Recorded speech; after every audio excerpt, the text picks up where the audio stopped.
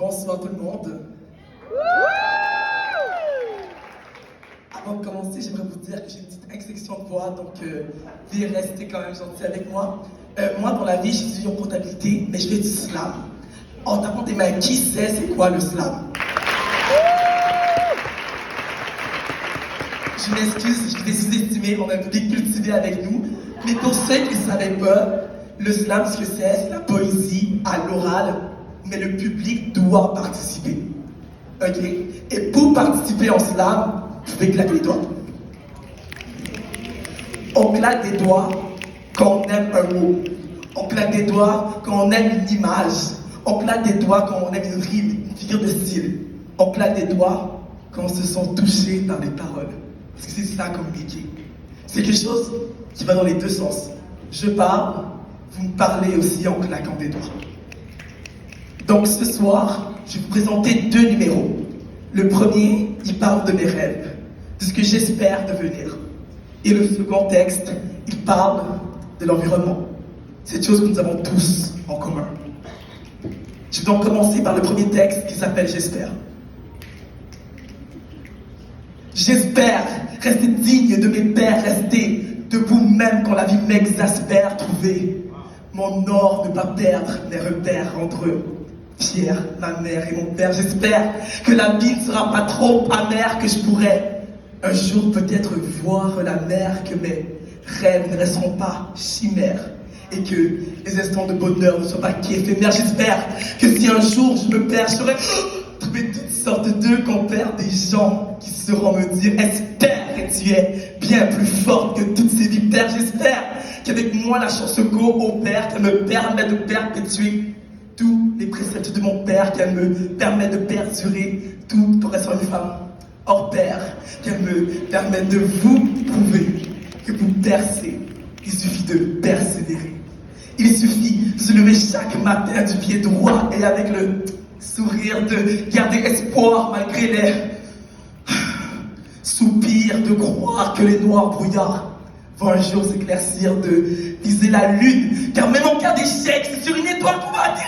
Il suffit de rêver grand, mais d'agir petit à petit, de ne pas avoir peur de quitter son nid pour s'envoler vers des contrées inimaginables ou bien dans cette vision des choses qu'on avait au préalable. Il suffit de ne pas courir après deux lièvres à la fois, de devenir la tortue de notre propre histoire, de se forger une carapace qui contrera les frayeurs sans pour autant se créer un bouclier au bonheur. Il suffit d'avoir un appétit de loup, de chasser la brebis en nous, cette voix qui nous disait tais-toi sur le groupe pour qu'on puisse être enfin notre propre chef de troupe. Il suffit de devenir la meilleure version de nous-mêmes, de remplir plusieurs fois les pages auparavant blêmes avec du jaune espoir et du bleu sky is the limit, avec un arc-en-ciel qui nous mènera à l'or de la réussite. Il suffit de devenir mère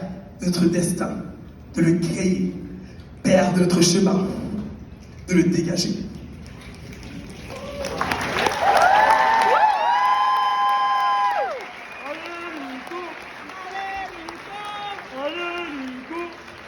Ne vous inquiétez pas, c'est pas fini. On a un deuxième texte qui s'appelle Plaisir coupable. Donc, le texte se demande si Mère Nature pouvait nous parler, qu'est-ce qu'elle nous dirait? Il y a très très très longtemps, je vis le jour. Et avec moi, en un cri sourd, la nature aussi naquit. Au sud, des ribambelles de fleurs égayaient les verts tapis. Au nord, des prairies enneigées et des surplombées de montagnes qui semblaient communiquer avec l'astre d'or. Et entre les deux, à l'équateur, des volcans puissants et majestueux agrémentaient le décor. Puis, vous êtes nés, et tout de suite, je vous ai aimé. Le temps a passé, mes enfants, les êtres humains, ma plus bête de création a évolué. J'étais si fier de vous, quand pour la première fois, sur deux pattes, vous avez marché. J'étais si heureuse que vous avez inventé le feu pour mieux me voir. Ça m'a fait plaisir que vous avez conçu l'écriture pour me garder en vos mémoires. Ça m'a inondé de joie quand vous avez crié le bateau, la voiture et les avions pour mieux m'explorer. Je m'enorgueillissais tellement de votre intelligence, puis un jour, vous m'avez déçu pour des sous. Vous avez été stupide, cupide, gratte-sous. Vous avez traité ma maison avec négligence. Vous avez exploité la terre, vous l'avez détruite pour son confort provisoire. Vous avez rasé ses poumons pour bâtir des élevages barbares.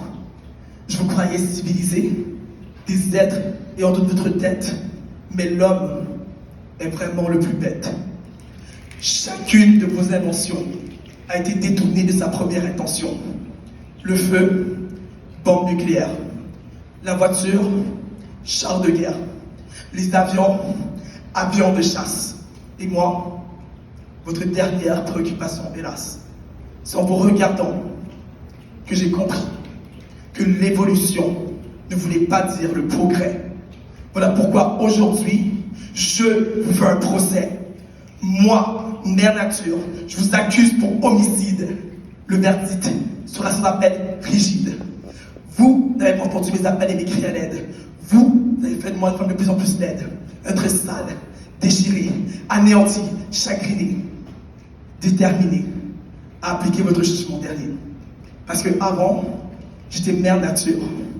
Maintenant, je suis mère dénaturée. Avant, j'étais la planète bleue. Maintenant, je suis la planète qui a des bleus. Avant, j'étais dame nature. Maintenant, je suis comme Notre-Dame de Paris, en train de brûler, de souffrir à l'agonie. Maintenant, ça suffit. C'est pour cela que j'ai fait pleurer la pluie, suer les glaciers, nager vos maisons, pour que vous compreniez qu'en me tuant, c'est vous qui mourrez. Je suis là.